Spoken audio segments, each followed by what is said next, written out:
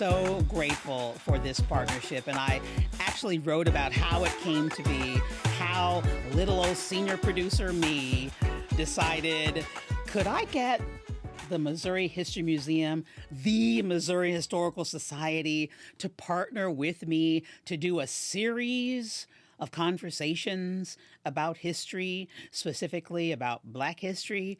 Could I actually do that? The answer is yes. They said yes. And so we have all of these vignettes, all of these conversations with Cecily Hunter, the public historian with the African American History Initiative with the Missouri Historical Society. They are all on our YouTube page. You can access them by going to 9pbs.org and getting to our YouTube page that way. And they again said yes. And I just want to thank them from the CEO, from Jody on down. I'm more on a first name basis, Jody Soul, on down, all of the staff there. I've always respected you. I've been here over 30 years now, and just even going to the Missouri History Museum, driving up, it's a beautiful place. You're doing great work. You always have. And so I'm just so grateful. I want to tell you that. Oh, thank you so much, Carol. We are so excited to continue to share the stories of St. Louis's history. We are the preservers of its story. So whether you've been here all your life or whether you just moved here, we are excited to be the place where you can come and learn about St. Louis's rich history. And we're excited that we're the place that wants to change the narrative about St. Louis here at 9PBS. And by that, I mean we want to change the story that we tell ourselves about ourselves. Sometimes people say we're self-deprecating. For instance, have you ever done this? Someone moves to St. Louis from, say, New York or Houston, and oftentimes St. Louisans will say, well, why did you move here? That's self-deprecating. So we want to change the narrative. We want to change the story that we tell ourselves about ourselves. And I believe one of the ways to do that is to know ourselves. And that means history, okay? And so that was the heart of why I wanted to create this partnership. And we are going to be doing more. Just stay tuned. We're going to be doing a lot more with the Missouri Historical Society. So do stay tuned as this relationship blossoms. So we want to thank you for that. Today, this has a special place in my heart because I gave birth to a scientist. Wow. Thank you very much. My 29-year-old is a software developer and has always loved science, has always loved history. And the 25-year-old is a chef, and you're not a chef if you're not a scientist, if you will, because you're combining those ingredients in just the way. You know how they interact with one another. So a lot of people in the culinary industry do believe in the scientific approach to what they do. So I'm so excited to talk about Dr. Lincoln Diuguid. Yes, so his story is incredible. So he served the St. Louis Black community for more than 60 years. My goodness. Yeah, so a very long life. And he was the youngest of 9 children, and he was born to Louis and Betty Diuguid on February 6, 1917 in Lynchburg, Virginia. So this would have been during the time of segregation, of Jim Crow, right? So he actually witnessed the Ku Klux Klan ride down Main Street of his hometown. He even witnessed the enforcement of segregation within the Black community. But, even with all of that happening within his life, he still continued to pursue what he loved and enjoyed, and that was science. And so his father even instilled in him and his siblings the importance of higher education. And so he attended West Virginia State College during the Great Depression. He joined Omega Psi Phi fraternity, which is a historically Black fraternity that's dedicated to manhood, to scholarship, perseverance, and uplift. And he even graduated magna cum laude in 1938 and even earned his master's and doctoral degrees at Cornell University in 1939. And this is what I know about that part of his history. First of all, let me say that 2 of my brothers are members of Omega Psi Phi, so I have to inform them. They probably already know about Dr. Diuguid, but that he was the first African American to get an advanced degree from Cornell. Yes.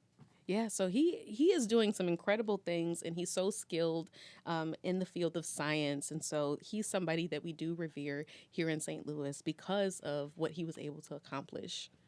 And so then you get an advanced degree. What do? You want to be a scientist somewhere. Yeah. So his story goes that his professors would tell him like, "Hey, you are a black male. You are black. Yeah. So you might have some difficulty getting employment."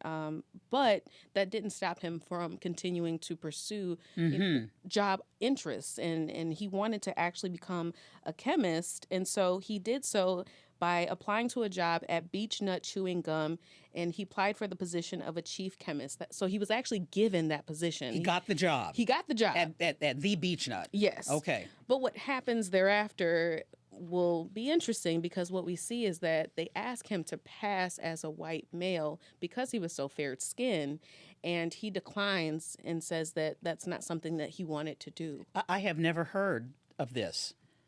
So companies were asking you to pass, to no longer be a black man, to pass as a white man if you want this job. Correct. So that was apparently happening in the country? Yep, it was happening, and he experienced that. So he would eventually go ahead and move to St. Louis. Because he said no to the job. Yep, he right? said no to the job. He said no to the job. Completely Because they also declined. told him that if you get the job, you're going to be a white man. Yep. And then you're not going to be able to hire any black people. Well, And he said no to all of those he things. said no. He Okay. said no. Yeah. With his degree from Cornell. I mean, goodness. I can't get into Cornell today. This is a learned man. Yes. A skilled scientist. Yes. So he comes back. Yep, he comes to St. Louis about the mid-40s, and he opens his business, Diuguid Chemical Laboratories and Manufactures. The motto of the business is quality through research, and this would have been roughly around 1947. So There's so much to be said about being an entrepreneur in 2025 is difficult. My husband, this summer's 20 years for him as a business owner, as a landscaper on his own. So I've watched the highs and the lows of being a business owner in this day and age, where it is still difficult, where you still have to walk into the bank, you still have to try to get a loan, you're still being told no, or maybe being told yes, still have to find the customers, you still have to do the billing, it's hard today. We're talking 1947. yes. Anybody starting a business in 1940, it was hard. But as a black man in 1947 in St. Louis. Yeah, he sure did, and he did it. He did it, and so he would open. And up an his... inventor, okay, right? Yeah, he was an inventor. Okay, I'm jumping ahead. I'm sorry, because I just can't wait for you to hear what the man invented. Go ahead. Well, so his son actually wrote a book about his father's life, kind of commemorating his father and his legacy. And he talks about how, this 2-story red brick building, which was at 1215 South Jefferson Avenue, that's where he begins his business. And he mentions that he was one of the first people to move on that particular block at a time when restrictive covenants were at its highest, right? He was able to desegregate that community and integrate that community because of his business interests. Can I connect the Cecily Hunter dots, the Missouri Historical Society dots, and the Listen St. Louis dots?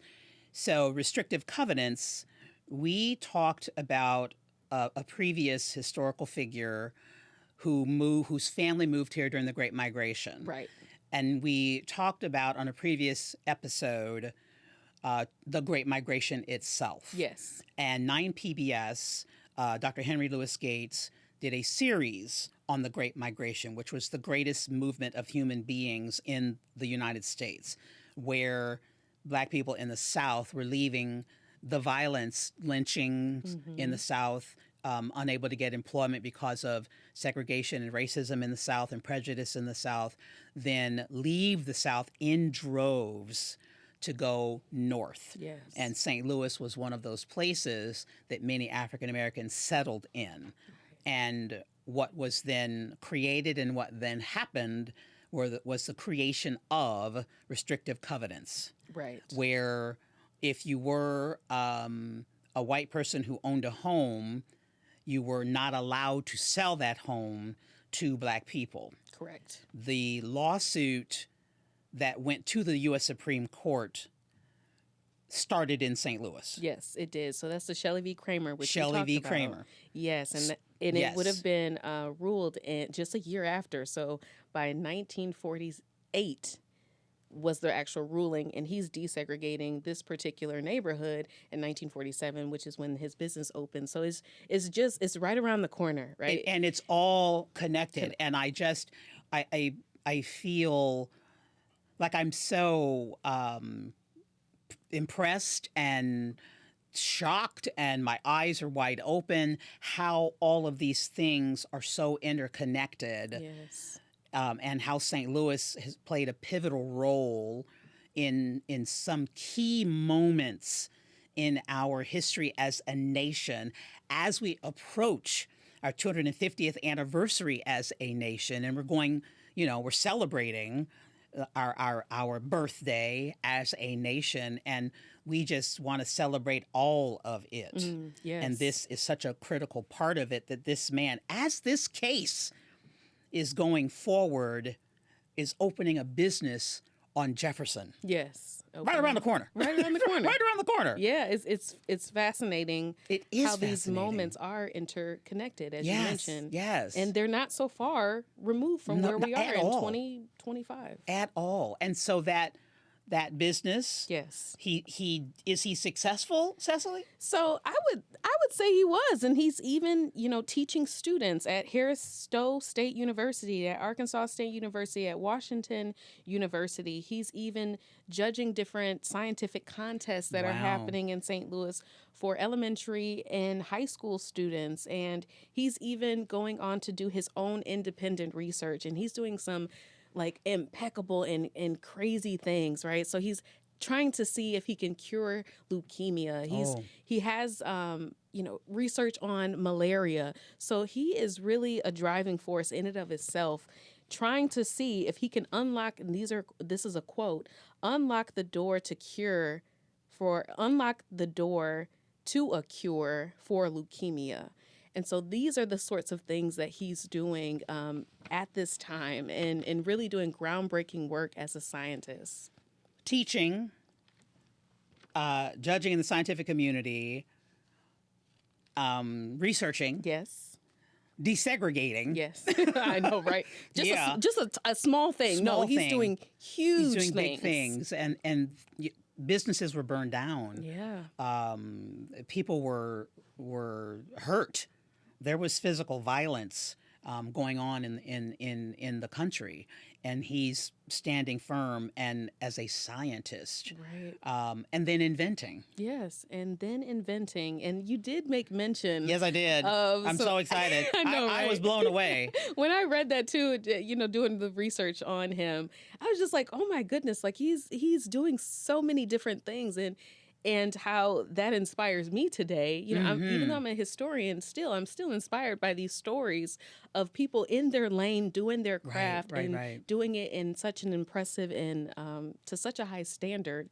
And so he actually develops a commercial product that's called, Diuguid products. And so he actually creates Rainbow Delight detergent, the Diuguid hand cleaner, Diuguid dry cleaner, mosquito repellent, an aftershave, and a creation beauty cream. So these are some of the things that he's doing to serve his community by sharing these products that he created. And as we are still living in a little bit of the shadow of the pandemic, and we all became all too familiar with hand sanitizer, that was one of the things. The first water-free hand sanitizer was created by Dr. Lincoln Diuguid at Diuguid Chemicals on Jefferson. Yes. In St. Louis.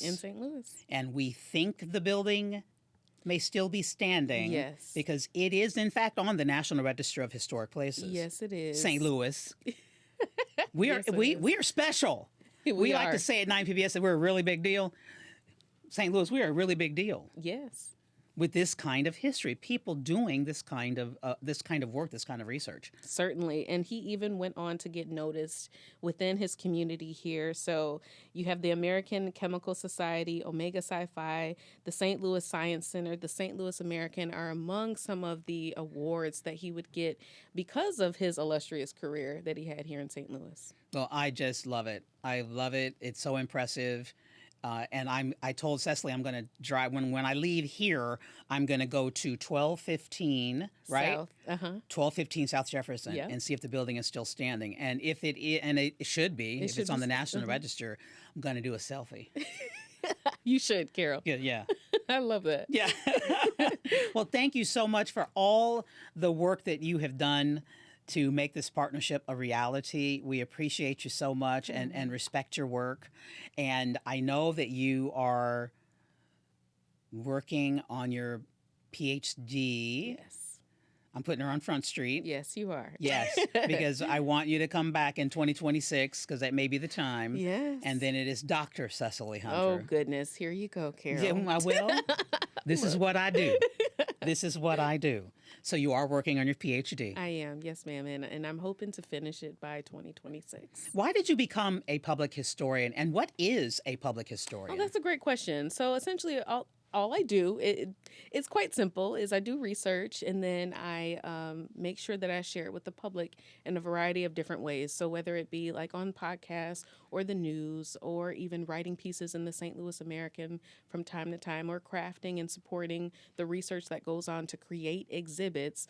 All of these things are a part of what a public historian does because we want to share the story. So a part of sharing the story and preserving it is to circulate it more widely and more broadly. And so that's the work that I do, is to make sure that the community knows these stories and that they're kept at the forefront because that's essentially the work. And I think it bears noting, before I let you go, that and I have done this story, it's been decades ago, but the Missouri Historical Society made a point many, many years ago in terms of its exhibits and what they would be and what the focus would be. If you go to some of the main museums around the country and around the world, you will be looking at, antiquity, looking at art that's 1,000 years old. You'll be looking at when King Tut was discovered. You'd be looking at those kind of artifacts. But my understanding is that at some point in time, historians decided, and certainly in St. Louis decided, we have history here. Yes. And so let us create exhibits about who we were.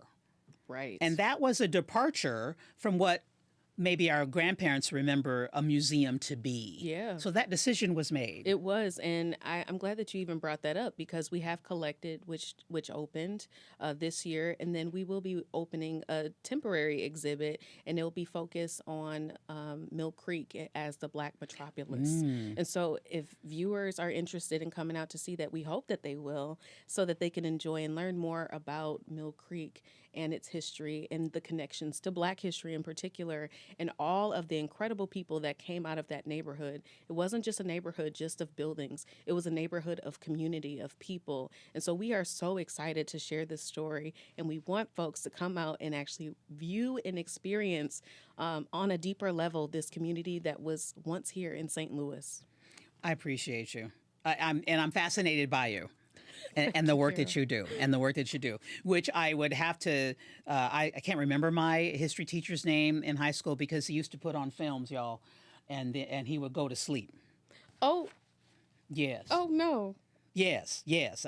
So a lot of people watching might say I had a fantastic history teacher in middle school or high school, or they had a terrible history teacher in middle school or high school. And I had a terrible one and I had a fantastic one. So I had one of each.